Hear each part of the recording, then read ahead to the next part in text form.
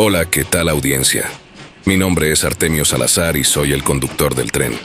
Un día más les doy la bienvenida a este su programa, El Maquinista Historias de Terror. Así que prepárense un café, pónganse los audífonos y disfruten este relato.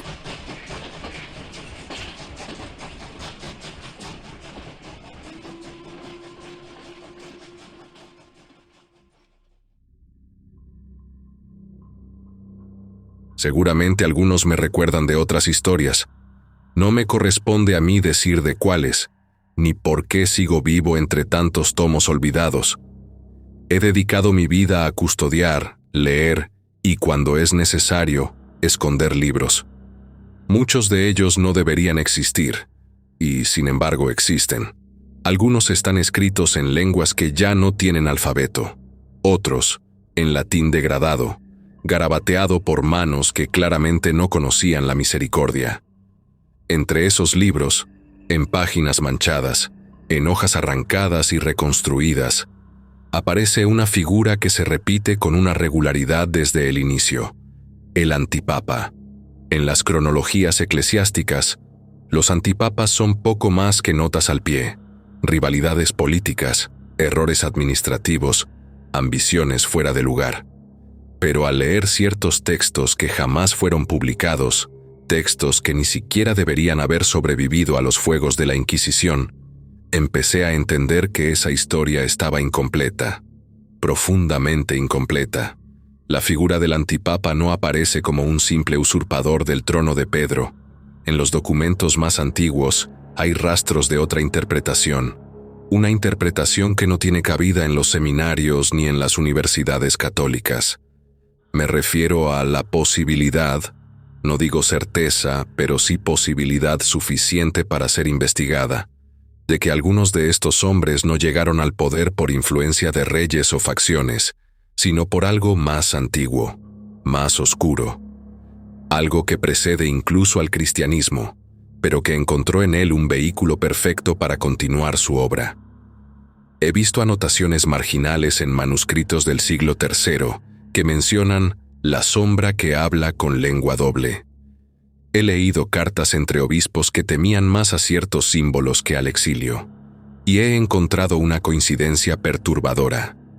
En al menos 7 casos documentados, los antipapas tenían en su poder textos prohibidos, artefactos perdidos o contactos directos con sectas heréticas extinguidas. Esas coincidencias, para mí, son evidencia. Lo que más me inquietó no fueron los nombres, sino la marca que compartían. Una marca conceptual, por así decirlo. Todos ellos tenían una ambición que no respondía a la lógica de poder común. Era una ambición casi metafísica. No buscaban gobernar la Iglesia, querían transformarla. No por reforma, sino por inversión. Querían que la estructura de la fe girara sobre sí misma y revelara otra cosa. Algo que ya estaba allí, oculta, esperando. Hay descripciones de apariciones, susurros en las paredes de las celdas monásticas, voces que dictaban pasajes enteros en idiomas que nadie en ese siglo debía conocer. En los márgenes de mis libros más antiguos, encontré símbolos que coinciden con los sellos usados en rituales demoníacos del medioevo. No eran meras decoraciones. Algunos estaban grabados con sangre seca, otros con tinta que reflejaba luz incluso en la oscuridad. Muchos de estos símbolos reaparecen en frescos ocultos, en vitrales sellados por el polvo del tiempo. No puedo asegurar que todos signifiquen lo mismo, pero hay patrones, y los patrones, en mi experiencia, siempre indican intención. Ningún patrón surge por accidente en la historia, mucho menos cuando se repite en contextos distintos, pero con la misma función: proteger, invocar, sellar. Llegué a la conclusión, al revisar más de 30 casos de antipapas, no todos reconocidos por la Iglesia, algunos apenas mencionados en documentos internos, que no estamos ante una simple disputa entre hombres. Lo que se vivió fue una guerra silenciosa, soterrada, una guerra que nunca se declaró oficialmente, pero que dejó muertos, condenados y borrados. Esta guerra no se libró solo en los pasillos del Vaticano. Fue una contienda espiritual, entre voluntades encarnadas en humanos y fuerzas que no lo eran. No hablo aquí de supersticiones, hablo de registros. Hay actas notariales que desaparecieron de los archivos civiles, crónicas que contradicen el relato papal y que fueron desacreditadas por herejías sin refutación teológica. Hablo de textos que la Iglesia nunca refutó, porque refutarlos habría sido admitir que existían. Y sin embargo, existen. Yo los he leído, algunos incluso los conservo. Lo más inquietante no es lo que hicieron, sino lo que intentaron hacer. Si uno sigue el rastro de sus reformas, de sus decisiones, de los documentos que firmaron o destruyeron, uno descubre que todos ellos buscaban alterar un aspecto fundamental de la doctrina. Algunos querían cambiar la noción del pecado original, otros, la estructura misma de la salvación. Y en todos los casos, el resultado no fue un cisma teológico, sino una corrupción progresiva del símbolo. La historia nos dice que fueron hombres, que vivieron, pecaron y murieron. Pero yo tengo razones fundadas para creer que, al menos por momentos, dejaron de serlo, que algo los habitó, no como posesión demoníaca en el sentido vulgar, sino como un contagio, una transferencia de propósito. Dejaron de pensar como humanos, dejaron de temer como humanos. Todo lo que les contaré a continuación no son teorías, son documentos, relatos cruzados, evidencias físicas que he visto con mis propios ojos. No pido que crean en mí, solo que escuchen, porque, aunque los nombres cambien, la voluntad detrás de ellos sigue presente, oculta, observando, esperando su próxima oportunidad. Hipólito de Roma, el mártir del abismo. Hipólito. Así comenzaban los márgenes de un códice que no debería haber sobrevivido al siglo IV, y sin embargo lo hizo. Me refiero a un pergamino fragmentado que fue hallado dentro de un relicario hueco en la Basílica de San Lorenzo, durante unas obras que jamás fueron notificadas oficialmente. En él, entre manchas de cera y salitre, se menciona a Hipólito no como un opositor al Papa Calixto I, sino como el primero que escuchó la voz detrás de la voz. Esa frase, tan ambigua como aterradora, me llevó a buscar más. La historia lo recuerda como el primer antipapa reconocido, un hombre de gran intelecto, celoso guardián de la ortodoxia, que acusó a Calixto de indulgente, de traidor a la pureza doctrinal. Pero en los textos que yo encontré, Hipólito no aparece como un purista, sino como un iniciado. En su exilio en Cerdeña, lejos de Roma y sus intrigas, no se dedicó solo a escribir contra sus enemigos, se dedicó a estudiar, y no teología común, sino saberes más antiguos, textos que ni siquiera los gnósticos más radicales se atrevían a copiar sin antes ayunar durante días. En una carta sin firma, datada aproximadamente en el año 237, se menciona que Hipólito fue visto en compañía de hombres vestidos con túnicas negras, sin bordes, sin símbolos. Uno de ellos hablaba un dialecto copto con entonación siríaca, según el testigo. Lo extraño es que ese testigo, un soldado romano convertido en diácono, fue hallado muerto días después, con la lengua arrancada y las cuencas vacías. El informe oficial dice, accidente por animales salvajes. Pero el patrón de la herida, reproducido en un dibujo precario en otro manuscrito, coincide con los signos de castigo ritual usados por una secta gnóstica devota de Abraxas. Abraxas. Nombre que no aparece en las escrituras, pero que flota como aceite sobre agua en decenas de documentos prohibidos. Para algunos, es un símbolo de integración divina. Para otros, es el velo entre el Creador y la bestia. Los textos que vinculan a Hipólito con este ente no son muchos, pero suficientes. Uno en particular, que conservo en mi colección personal, se titula El velo del fuego negro. está incompleto. De las 60 páginas originales, solo sobreviven 16, pero en ellas, Hipólito describe sueños que no pueden ser meras alucinaciones. Un mar invertido, cuyas olas caen hacia arriba. Un templo construido con huesos humanos, y en su centro, una figura sin rostro que habla en hexámetros griegos arcaicos. Este texto desapareció oficialmente del Archivo Vaticano en el siglo VI. Pero su existencia está confirmada en una lista de materiales peligrosos fechada por el propio Papa Vigilio. Lo marcó con una cruz doble y la palabra damnatio. Para un documento, eso significaba destrucción total, pero los libros, como ya he dicho antes, rara vez obedecen órdenes. La historia oficial narra que Hipólito murió como mártir junto a su rival Calixto, reconciliados en el exilio. Pero hay otra versión, preservada en un diario personal de un monje africano, que dice lo contrario. Según ese relato, Hipólito no murió. Fue llevado a una cueva al este de la isla, donde celebró un último ritual con los seguidores de Abraxas.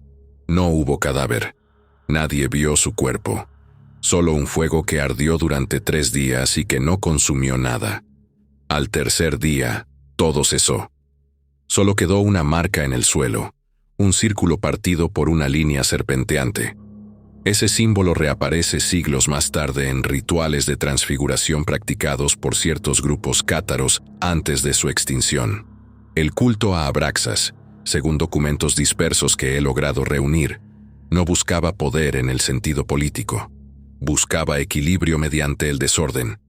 Veía en Cristo y Satanás no una oposición, sino un ciclo. Hipólito, al parecer, cayó en esa idea, pero no como un creyente ingenuo. Él quería algo más, ser el eje de ese ciclo, no solo entender a Abraxas, sino encarnarlo. En una de las páginas del Velo del Fuego Negro aparece una oración en latín corrupto: Fiat voluntas duplex in uno, aperi oculos mei, que se puede traducir como hágase la doble voluntad en uno, abre mis ojos. Esta frase, según un experto en textos apócrifos que conocí en Cracovia, es similar a invocaciones usadas en rituales de desdoblamiento espiritual. Es decir, permitir que 2 entidades habiten un solo cuerpo. Si eso ocurrió realmente, entonces Hipólito no fue solo el primer antipapa, fue el primer recipiente. No sé de qué exactamente, pero si uno sigue el rastro, si uno conecta las pistas, el culto, el fuego, la ausencia de cuerpo, la oración, el patrón emerge. Y como dije antes, los patrones no mienten. Lo más inquietante es que, siglos después, ciertos reformadores volvieron a citar a Hipólito, no al santo, sino al hereje, y lo hacían usando referencias cifradas que solo un iniciado en las doctrinas de Abraxas podría reconocer. Símbolos geométricos simples, combinados con frases como «el velo aún arde» o «el fuego no consume lo que es verdadero». Todo esto me lleva a pensar que la influencia de Hipólito, o de lo que se apoderó de él, no terminó con su desaparición. Algo se sembró entonces, algo que germinó en las grietas de la Iglesia, en sus momentos de mayor debilidad, en sus herejías más silenciadas. Yo no aseguro que Abraxas sea real en el sentido tradicional, pero su símbolo, su idea, ha sobrevivido. Y donde una idea sobrevive a la censura, sobrevive también su intención. Hipólito no quiso solo cambiar la Iglesia, quiso voltear su reflejo, mostrar su reverso.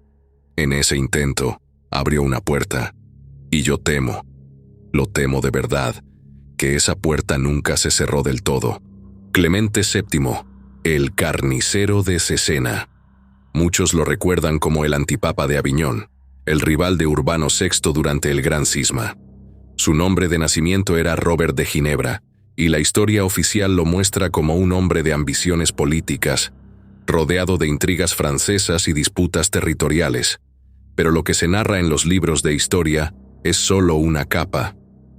He visto otra versión, enterrada entre cartas rotas y testimonios silenciados. Una versión que comienza la noche antes de la masacre de Cesena. En un conjunto de papeles hallados en un archivo no clasificado del Obispado de Carcasona, encontré una carta sin firma, escrita con urgencia, en tinta seca y oscura. El autor, probablemente un ayudante del obispo, relata lo que escuchó de un servidor que trabajaba dentro del Palacio Papal de Aviñón. Esa noche, Clemente se encerró solo en una capilla secundaria. Nadie más tenía acceso. Llevaba consigo un objeto envuelto en telas negras y un pequeño códice, descrito como encuadernado en cuero gris, con caracteres que no eran ni griegos ni latinos. La capilla fue sellada desde dentro. El testigo no vio nada directamente, pero al amanecer, cuando Clemente salió, tenía las manos cubiertas de marcas rojizas y la mirada fija, como si no viera a nadie. Esa mañana no habló con sus asesores, solo dio la orden. Cesena debía ser tomada sin contemplaciones. No habría prisioneros. Lo que siguió fue una de las matanzas más brutales de la época. 3.000 muertos en menos de 2 días. Algunos cronistas hablan de niños atravesados con lanzas, de monjas quemadas vivas en los altares. Y entre los relatos de soldados, casi todos descartados por los historiadores, aparece una figura repetida. La describen como un ave negra, grande como un caballo, con alas huesudas y ojos que ardían sin llama. Volaba sobre los tejados, sin emitir sonido alguno. Muchos intentaron dispararle. Ninguna flecha alcanzó su cuerpo. Otros dijeron que esa figura descendía en las noches, caminaba entre los escombros y murmuraba en un idioma que ningún soldado entendía, pero que los hacía temblar. Durante años creí que eran exageraciones, hasta que encontré el códice. No el original, por supuesto, pero sí una copia fragmentaria, traída desde Constantinopla y escondida entre los bienes incautados por la Inquisición a un grupo de exiliados armenios. En él se describe un ritual para invocar a una entidad llamada Malfas, presentada como arquitecto de fortalezas y destructor de pueblos. No pide devoción, solo pacto. A cambio de una ciudad consagrada, es decir, una ciudad entregada entera a la destrucción, otorga poder militar absoluto por un ciclo lunar completo. La descripción del ritual coincide en estructura con lo que sabemos de la noche en la capilla. El círculo de sal negra, el sacrificio de un cordero joven, la lectura de nombres impronunciables y, lo más importante, la entrega simbólica de una ciudad a cambio del favor. Cesena fue esa ciudad. No hay otra forma de entenderlo. Clemente no buscaba victoria política. Buscaba afirmación absoluta. La destrucción fue su ofrenda. Después de la masacre, Clemente no volvió a ser el mismo. Hay notas de embajadores que lo describen como más aislado, casi ausente. Algunos lo encontraron hablando solo. Otros aseguran que dormía con el anillo papal envuelto en plomo, como si temiera que alguien lo usara mientras dormía. Eso no aparece en ninguna crónica oficial, pero sí en cartas privadas entre obispos que lo visitaron. Al morir, sus restos fueron enterrados con rapidez inusual. Su anillo fue fundido ese mismo mes. Su sello personal, grabado con un símbolo no identificado, una especie de torre invertida dentro de un círculo roto, fue destruido en una ceremonia privada de la que no existen registros litúrgicos. El motivo declarado fue prevenir la profanación. Pero las fuentes internas dicen otra cosa. Temían que Clemente aún tuviera la capacidad de comandar, incluso después de la muerte. No a ejércitos humanos. A otros. No he podido verificar todos los detalles, pero el patrón vuelve a aparecer. Un antipapa con acceso a un texto antiguo. Una decisión extrema.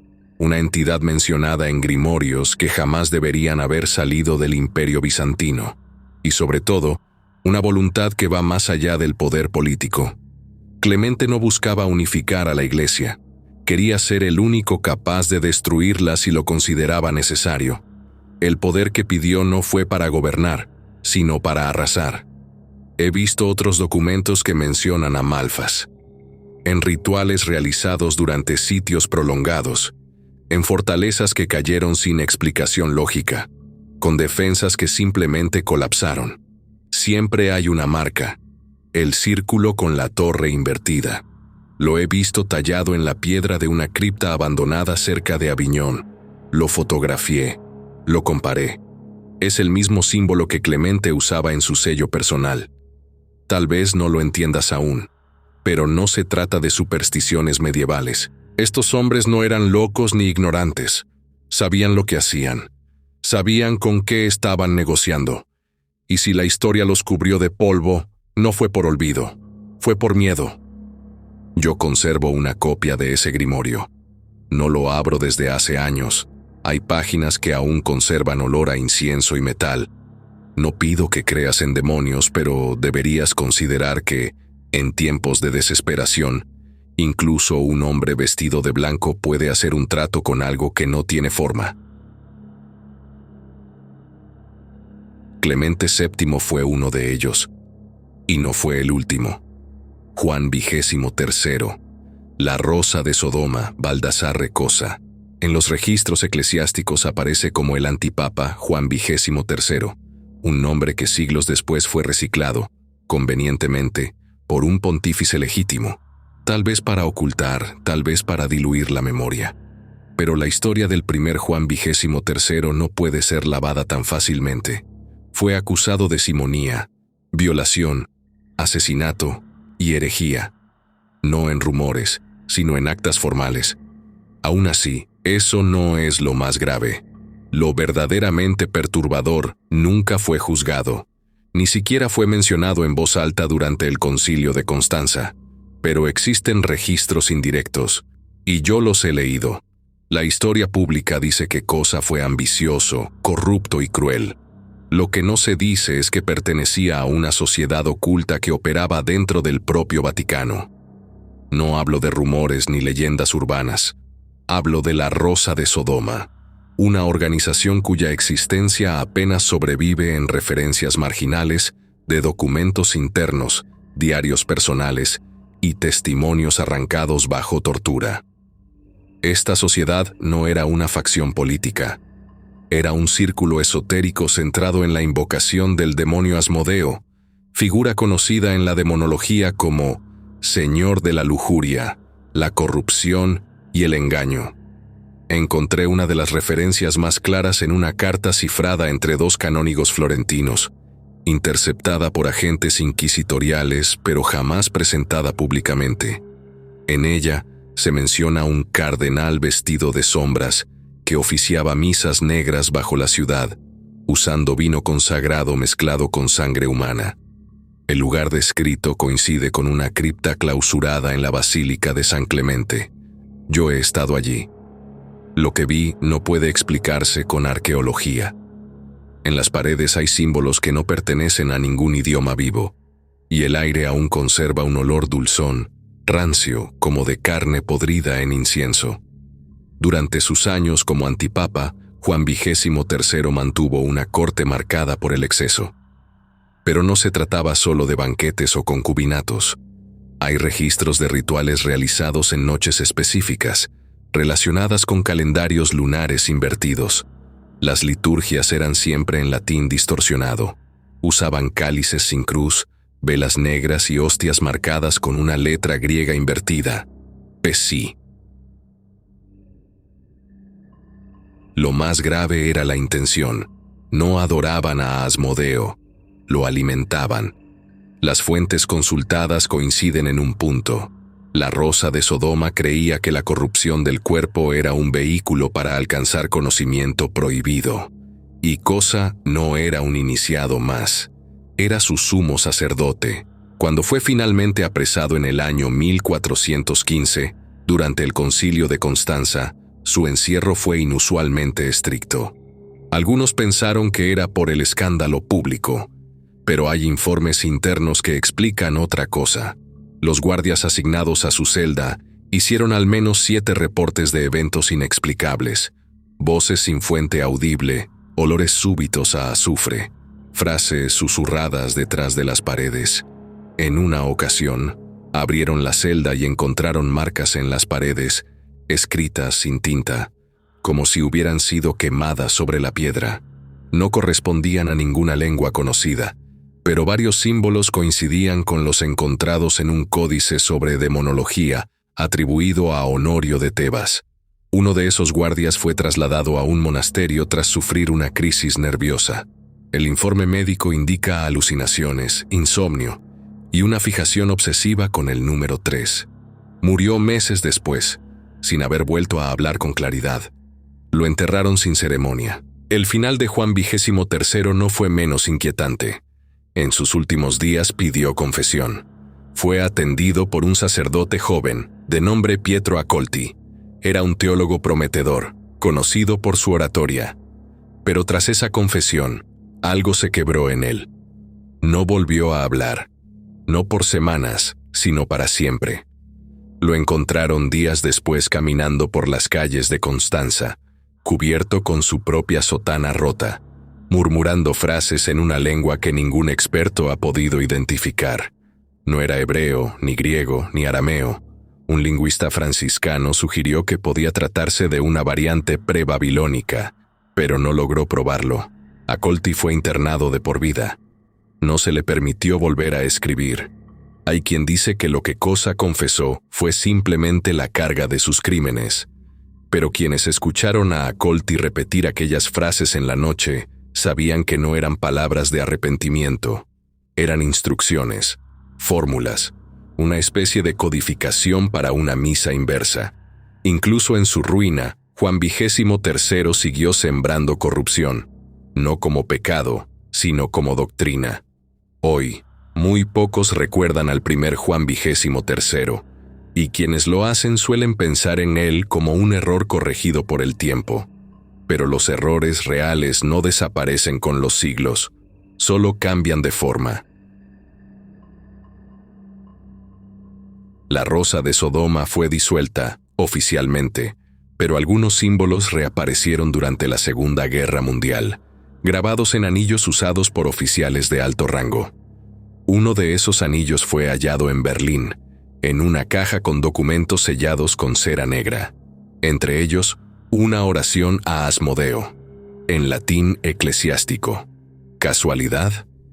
Yo no trabajo con casualidades, trabajo con patrones, y si algo me ha enseñado el estudio de los antipapas, es que el mal que representan no se limita a la herejía. Es una ingeniería, una arquitectura de corrupción diseñada para filtrarse, lentamente, en lo sagrado. Baldassarre Cosa fue uno de sus arquitectos más activos, y aún hoy, sus planos siguen operativos. Félix V, el último eco del infierno, Félix V. Así lo llamaron, pero su nombre real fue Amadeo VIII de Saboya, último antipapa reconocido oficialmente por la Iglesia.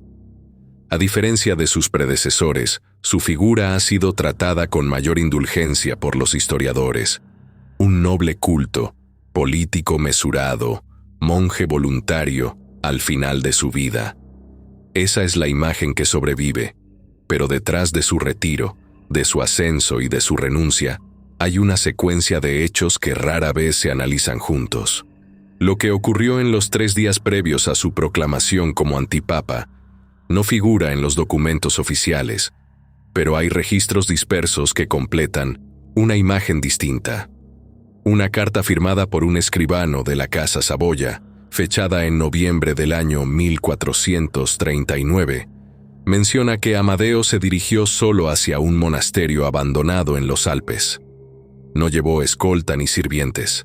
El escribano anota que nadie lo vio entrar ni salir, y que durante 3 días no se encendió luz ni se escuchó sonido alguno en el lugar. El monasterio, según ese mismo testimonio, ya había sido clausurado décadas antes por causas desconocidas. Cuando volvió, Amadeo no relató una visión, ni un sueño. Dijo haber escuchado una voz, no en su mente, sino dentro de la montaña misma. Esa voz se identificó como Belial. No se trató de una aparición física, sino de un mensaje continuo, articulado con claridad y sin pausa. Le ofreció lo que los hombres siempre buscan: obediencia de los demás, aceptación universal, autoridad sin cuestionamientos. Pero había un precio claro: renunciar a la verdad. No solo mentir, no solo ocultar, sino aceptar vivir sin ella. El propio Amadeo habría repetido esa frase años después, en privado. Renuncié a la verdad, y por ello todos me siguieron. Su papado fue breve, 10 años escasos, pero sus decisiones desconcertaron a muchos. Propuso cambios estructurales en la liturgia que eliminaban elementos clave del Evangelio. Hablaba de una iglesia más allá del dogma, donde el rito importaba más que el contenido. Algunos obispos se opusieron abiertamente, otros callaron, quizá por miedo o por obediencia ciega. Las reformas que impulsó fueron calificadas como inhumanas en 2 cartas sin firmar, preservadas en el archivo eclesiástico de Lausana. Nadie investigó su origen. Nadie quiso. Tras su renuncia, volvió a la vida monástica. No por humildad, sino porque, como él mismo escribió, el ciclo había terminado. No especificó cuál. Murió en el año 1451. Su tumba, según consta, fue saqueada en el siglo XVII por un grupo de ladrones que buscaban reliquias. Lo que hallaron fue desconcertante.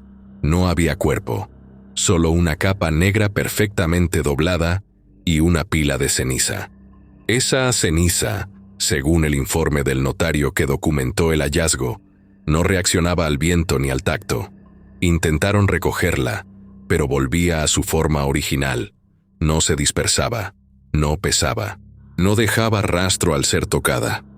Desde entonces, el monasterio ha permanecido cerrado, pero pastores y montañeses aseguran que, en noches sin luna, se oye un canto suave, en latín, que resuena entre los muros como si viniera del interior de la tierra. No se parece a ningún himno conocido. Algunos intentaron grabarlo. Ningún intento tuvo éxito. Cuando se reproduce el audio, solo se escucha el viento. Sin embargo, quienes estuvieron allí insisten: el canto existe. Yo también lo escuché. Fue breve, apenas unos segundos. No comprendí las palabras, pero reconocí el patrón. No era oración, era afirmación, como una orden. Belial no se presenta con horror, no ruge, no exige sangre, solo pide una renuncia simple, una que parece insignificante, pero cuando se acepta, todo lo demás se acomoda. Félix V aceptó. Por eso su nombre fue retirado del linaje papal, y por eso su sombra permanece, no por lo que hizo, sino por lo que permitió. La mentira como estructura, el vacío como doctrina, y ese legado aún respira.